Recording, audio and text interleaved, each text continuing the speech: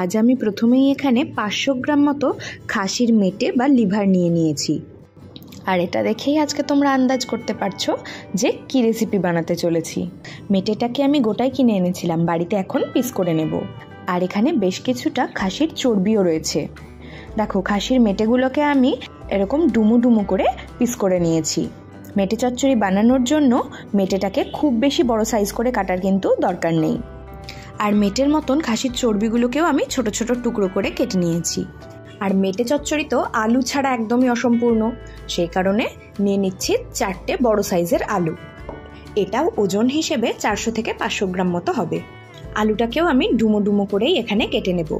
আলুর তরকারি বানানোর জন্য আমরা ঠিক যেই সাইজের আলু কাটি সেই রকম মাপ করেই কেটে নেব।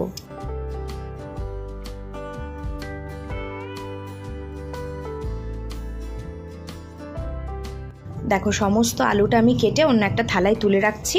এবারে দুটো মাঝারি সাইজের টমেটোকেও রাফলি কুচিয়ে নিয়েছি আর কেটে নিচ্ছি বেশ খানিকটা পেঁয়াজ।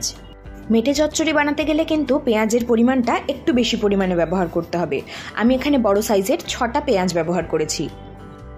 এবারে ঝালের জন্য কাঁচা লঙ্কাও কুচিয়ে নিচ্ছি।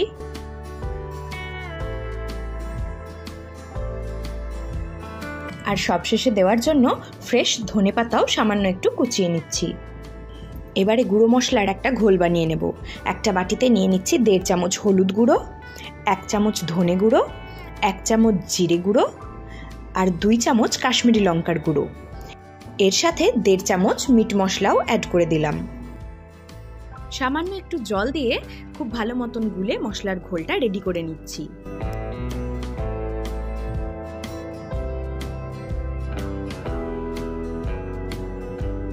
এবারে মিক্সিং জারের মধ্যে নিয়ে নিচ্ছি 20 গ্রাম মতো আদা আর 2টো মাঝারি সাইজের রসুনের কোয়া। সামান্য একটু জল দিয়ে এটারও একটা স্মুথ পেস্ট বানিয়ে নেব। রান্নার সমস্ত যাবতীয় উপকরণ আমাদের রেডি করে নিয়েছি। এবারে ডিরেক্ট রান্নাটা শুরু করব।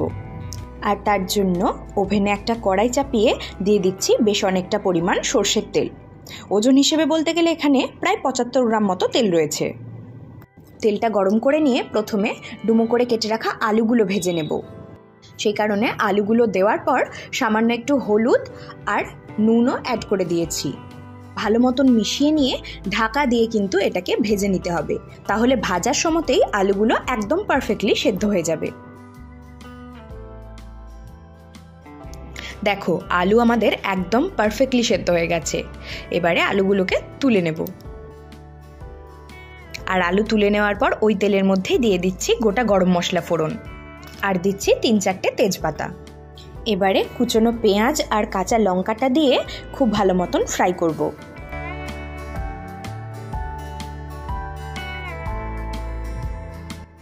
আর পেঁয়াজ ভাজার সময়তেই কিন্তু স্বাদ অনুযায়ী লবণটাও একেবারেই অ্যাড করে দিচ্ছি।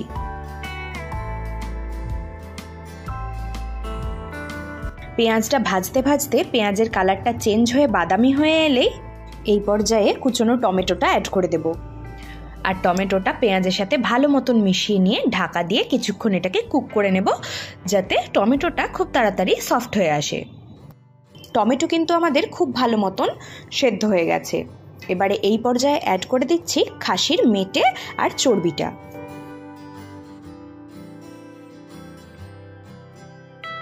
আর মেটেটাকেও 3-4 মিনিট ধরে খুব ভালো মতন নাড়াচাড়া করব। 3 থেকে 4 মিনিট ধরে খুব ভালো মতন কুক করে নেওয়ার পরে অ্যাড করে দিচ্ছি গুঁড়ো মশলার যে মিশ্রণটা বানিয়ে রেখেছিলাম সেটা।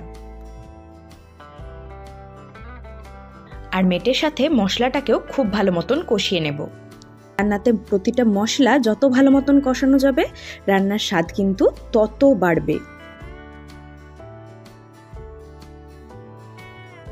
দেখো, মশলাটা কষাতে কষাতে মশলাটা খুব ভালো মতন কুক হয়ে মশলার থেকে তেল বেরিয়েছে। এবারে এই পর্যায়ে অ্যাড করে দিতে হবে আমাদের রসুন আর আদার পেস্টটা। আর মিক্সি ধোয়া জলটাও সামান্য একটু অ্যাড করে দিচ্ছি এই পর্যায়ে। এবারে খুব ভালো মতন আবারও কষিয়ে নিতে হবে এই মশলাটা। যতক্ষণ পর্যন্ত না সমস্ত কাঁচা মশলার গন্ধ চলে গিয়ে মশলার থেকে তেল বেরিয়ে আসছে ততক্ষণ পর্যন্ত আমাদের কিন্তু কষিয়ে নিতে হবে। আর এই মেটে চচ্চড়িতে মশলা কষানোটাই সব থেকে বেশি ইম্পর্টেন্ট। প্রতিটা মশলা অ্যাড করার পর কিন্তু আমি প্রায় 10 মিনিট ধরে কষিয়ে নিয়েছি।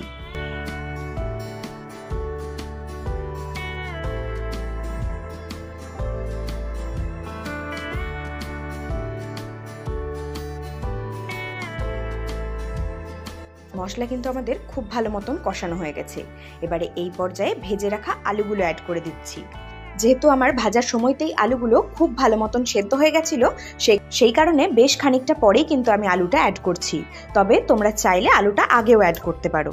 ভাজা আলুটা দেওয়ার পর খুব ভালো মতন আবারও মিশিয়ে নিচ্ছি। এবারে প্রয়োজন অনুযায়ী জল দিয়ে এটাকে খুব ভালো মতন ফোটাবো। তবে এই রান্নাতে খুব বেশি জল ব্যবহার করার দরকার নেই, যেহেতু এটা চচ্চড়ি তাই একটু মাখো মাখোই হবে। আর তোমরা যদি আরও ড্রাই খেতে চাও তাহলে জল না ব্যবহার করলেও হবে। ঢাকা দিয়ে দিয়ে কুক করলেই কিন্তু পারফেক্টলি সেদ্ধ হয়ে যাবে সমস্ত মেটে আর আলু। আর জল দেওয়ার পর 8 থেকে 10 মিনিট আবারও খুব ভালো মতন ফুটিয়ে নিলেই দেখবে কালারটা কি সুন্দর আসবে। এবারে কুচিয়ে রাখা ধনেপাতাটা ওপর থেকে ছড়িয়ে আবার একবার মিশিয়ে নেব। দেখো মেটে চচ্চড়ির কালার আমাদের কিন্তু একদম পারফেক্ট এসেছে, কারণ সমস্ত মশলা খুব ভালো মতন কুক হয়েছে। ব্যাস, তাহলেই কিন্তু আমাদের মেটে চচ্চড়ি একদম পারফেক্টলি রেডি। তোমরা এই প্রসেসে একবার অবশ্যই বাড়িতে বানিয়ে দেখো। সত্যি বলছি, এর যা স্বাদ কখনো ভুলবে না। এটা সত্যিই দুর্দান্ত হয়, এত অপূর্ব খেতে হয় যে বারবার খেতে ইচ্ছে করে। সত্যি বলছি, না বানিয়ে খেলে বিশ্বাসই করবে না। তাই অবশ্যই একবার বাড়িতে বানিয়ে দেখো। আর রেসিপিটা ভালো লাগলে অবশ্যই কিন্তু লাইক করতে ভুলো না। আবার কথা হবে তাহলে নেক্সট দিন অন্য কোনো রেসিপি নিয়ে। আজ আসি, টাটা।